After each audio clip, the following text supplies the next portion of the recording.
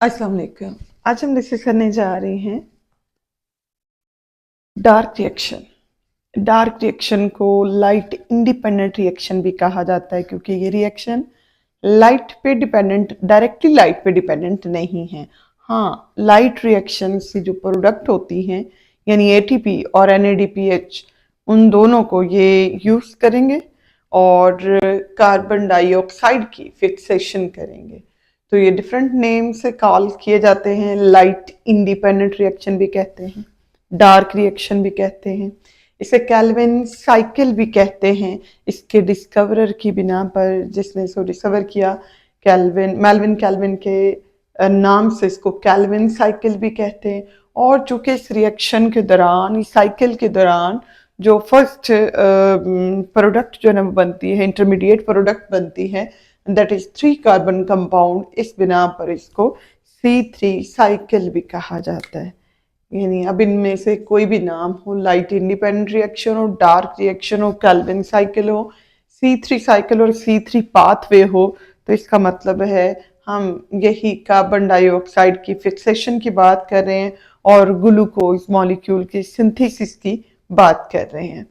तो डिफाइन करते हैं हम डार्क रिएक्शंस और कैल्विन साइकिल को। Series of reactions happens in stroma which use carbon dioxide, ATP molecules and NADPH to form glucose। तो glucose बनाने के लिए सीरीज ऑफ रिएक्शन है जो कि कंप्लीट हो रहे होते हैं कहाँ पे? Stroma part of chloroplast. इसमें थैलाकोइड मेम्ब्रेन के अंदर जो लाइट रिएक्शन कंप्लीट हो चुकी है उनसे बनने वाली दोनों प्रोडक्ट एटीपी और NADPH2, ये यूज करके ग्लूकोज से सिंथेसिस करना क्या कहलाता है? डार्क रिएक्शन कहलाता है। और कहाँ पे हो रहा है ये? क्लोरोप्लास्ट का जो फ्लूइड पोर्शन होता है वहां पे, निस्ट्रोमा के अंदर। अब Melvin Calvin scientist in University of California के अंदर, इसने इस प्रोसेस को डिस्कवर किया, इस पाथवे को डिस्कवर किया और इस डिस्कवरी की बिना पर इसको नोबेल प्राइज से नवाजा गया 1961 के अंदर। अब इसकी फेजेस की बात करते हैं। लाइट इंडिपेंडेंट रिएक्शन और डार्क रिएक्शन 3 डिफरेंट फेजेस के अंदर कंप्लीट होता है। इसी सबसे पहली फेज कार्बन फिक्सेशन कहलाती है, जिसमें कार्बन डाइऑक्साइड को फिक्स किया जाता है with the help of Rubisco enzyme, और जिसे हम कहते हैं कि पूरी दुनिया के अंदर मोस्ट अबंडेंट एंजाइम और प्रोबेबली मोस्ट अबंडेंट जो प्रोटीन है वो रुबिस्को ही है। राइबोलोज 1,5 बिसफॉस्फेट कार्बोक्सिलेज ऑक्सीजनेज इसका कंप्लीट नेम है। शॉर्ट फॉर्म में इसको रुबिस्को कहा जाता है। तो रुबिस्को एंजाइम कार्बन डाइऑक्साइड के 3 मॉलिक्यूल्स को राइबोलोज बिसफॉस्फेट के साथ मिलाता है और 6 मॉलिक्यूल्स यहाँ पे सिंथेसिस होती है 3 फॉस्फो ग्लाइसरिक एसिड की। तो 3 फॉस्फोग्लाइसरिक एसिड के 6 मॉलिक्यूल बनते हैं। यहाँ पे 3 मॉलिक्यूल के थे RUBP के, यानी राइबोलोज बिसफॉस्फेट के। तो 3 मॉलिक्यूल थे और हर मॉलिक्यूल के अंदर 5 कार्बन थे, यानी ये इसमें 5 कार्बन मॉलिक्यूल है और 3 है तो 15 ये कार्बन आ रही हैं। 3 कार्बन डाइऑक्साइड के मॉलिक्यूल हैं तो 3 कार्बन यहाँ से आई, टोटल ये हो गई 18 कार्बन। अब ये 18 कार्बन से क्या होती है? रीअरेंजमेंट होती है और 6 मॉलिक्यूल बनेंगे 3-3 कार्बन वाले, तो ये 18 कार्बन यहाँ पे कंप्लीट हो जाते हैं और 6 मॉलिक्यूल बन चुके हैं किस चीज के? 3 फॉस्फो ग्लाइसरिक एसिड के जो है ये 3 मॉलिक्यूल बन गए। ये पहला स्टेप है जिसको कार्बन फिक्सेशन कहा जाता है। अब कार्बन डाइऑक्साइड फिक्स हो गई है और हमारे पास मौजूद हैं 6 मॉलिक्यूल 3 फॉस्फो ग्लाइसरिक एसिड के। अब ये 3 जो मॉलिक्यूल हैं, सॉरी 3 कार्बन वाले हमारे पास, 3 कार्बन वाले 6 जो है वो मॉलिक्यूल हैं। अच्छा, ये 6 के 6 मॉलिक्यूल में कार्बन नंबर 3 पे लगा हुआ है फॉस्फेट ग्रुप। इसमें 6 ATP के मॉलिक्यूल जो है वो यूज होते हैं और इसमें स्टेप इस तरह से होगा 6 एटीपी के मॉलिक्यूल यहाँ पे यूज होते हैं और यूज होने के बाद जो हमारे पास ये 6 मॉलिक्यूल थे इनके कार्बन नंबर 1 के साथ भी फॉस्फेट ग्रुप की एडिशन हो जाती है। तो अब हमारे पास रिजल्टिंग 6 मॉलिक्यूल आ गए 1,3-बिसफॉस्फो ग्लाइसरिक एसिड के। तो 1,3-बिसफॉस्फोग्लाइसरिक एसिड के 6 मॉलिक्यूल हैं, कार्बन नंबर 1 पे भी फॉस्फेट है, कार्बन नंबर 6 पे भी इसमें फॉस्फेट मौजूद है। अब इस स्टेप के अंदर क्या होता है, यहाँ पे NADPH कन्वर्ट होता है और NAD प्लस के अंदर, और इसमें से एडिशन हो रही है हाइड्रोजन की, रिमूवल हो रही है इसमें 6 इनऑर्गेनिक फॉस्फेट, यानी पिछले स्टेप में जो फॉस्फेट ग्रुप ऐड हुए थे वो इस स्टेप में रिमूव हो जाएंगे और हाइड्रोजन यहाँ पे ऐड हो जाती है। ये रिडक्शन का जो है ना वो स्टेप है। तो रिडक्शन के स्टेप के अंदर एडिशन हो रही है यहाँ पे हाइड्रोजन की। अब इसके नतीजे में 6 मॉलिक्यूल आते हैं, ग्लिसरल्डिहाइड 3 फॉस्फेट के 6 मॉलिक्यूल हमारे पास हासिल हो जाते हैं। यहाँ रिडक्शन का स्टेप कंप्लीट होता है और थर्ड फेज शुरू हो जाती है जिसको रीजनरेशन ऑफ RUBP और रीजनरेशन ऑफ राइबोलोज बिसफॉस्फेट का नाम देते हैं।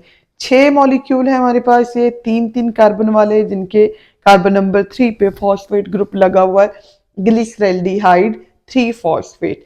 इन 6 मॉलिक्यूल में से एक मॉलिक्यूल एज आउटपुट इस साइकिल में से निकलता है। यही आउटपुट जो होगी इसमें एक राउंड के अंदर एक मॉलिक्यूल, दूसरे राउंड में ये 3 कार्बन डाइऑक्साइड यूज हो रही हैं, अगली दफा 3 फिर से यूज होंगी, एक G3P का मॉलिक्यूल, अगला G3P का मॉलिक्यूल, और इसके नतीजे में ग्लूकोज मॉलिक्यूल बनता है।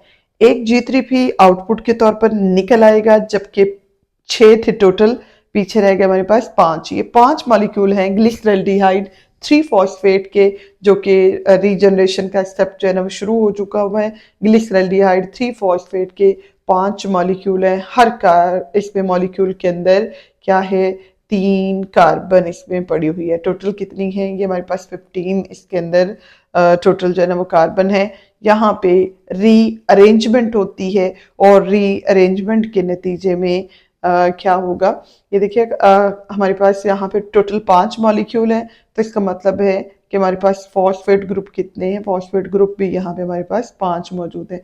अच्छा, अब ये रीअरेंजमेंट के नतीजे में क्या होगा, 2 फॉस्फेट ग्रुप इसमें से निकल जाएंगे और यहाँ पे 3 ATP के जो मॉलिक्यूल हैं इनको जो है यूज किया जाएगा और एडिशन की जाएगी अब यहाँ पे फिर से फॉस्फेट ग्रुप की। तो कार्बन नंबर 3 भी पहले लगा हुआ है, अब साथ में और जो है ना वो 3 इसमें एडिशन हो गए। तो इसके नतीजे में, इन रीअरेंजमेंट्स के नतीजे में रीजनरेशन हो रही है राइबोलोज बिसफॉस्फेट मॉलिक्यूल की। तो राइबोलोज बिसफॉस्फेट 5 कार्बन वाले 3 मॉलिक्यूल, यहाँ पे 3 कार्बन वाले 5 मॉलिक्यूल थे, यहाँ 5 कार्बन वाले 3 मॉलिक्यूल होते हैं। इनमें सिर्फ कार्बन नंबर 3 पे फॉस्फेट ग्रुप था, यहाँ पे क्या होता है, कार्बन नंबर 1 और कार्बन नंबर 5 दोनों पे फॉस्फेट ग्रुप इसमें ऐड होता है। 5 फॉस्फेट ग्रुप यहाँ पे जो है आ रहे हैं, इनमें से 2 रिमूव हो रहे हैं और 3 की यहाँ पे क्या हो रही है, एडिशन हो रही है, और इसके नतीजे में यहाँ पे हमारे पास राइबोलोज बिसफॉस्फेट के 3 मॉलिक्यूल रीजनरेट हो जाते हैं। और ये इस तरह से कैल्विन साइकिल इन 3 स्टेप्स के अंदर कंप्लीट होता है। फिक्सेशन में कार्बन डाइऑक्साइड को फिक्स किया जाता है RUBP के अंदर रुबिस्को की मौजूदगी में, और 6 मॉलिक्यूल 3 फॉस्फो ग्लाइसरिक एसिड के बनते हैं। ये आगे रिडक्शन के नतीजे में ग्लिसरल्डिहाइड 3 फॉस्फेट के मॉलिक्यूल्स की फॉर्मेशन करते हैं, जो रीजनरेशन के नतीजे में 5 मॉलिक्यूल ग्लिसरल्डिहाइड 3 फॉस्फेट आउटपुट के तौर पे चला जाएगा और 5 मॉलिक्यूल क्या होंगे, रीजनरेशन के अंदर फिर से फॉर्मेशन करेंगे इनिशियल और कार्बन डाइऑक्साइड एक्सेप्टर मॉलिक्यूल, जिसको राइबोलोज बिसफॉस्फेट कहा जाता है। सो कैल्विन साइकिल के नतीजे में क्या होता है, जो मॉलिक्यूल्स में आने वाली जितनी भी जो है वो एनर्जी है, ये ATP और NADPH जो पहले बन चुके हुए हैं उनको यूज करके ये आउटपुट ली जाती है 3 कार्बन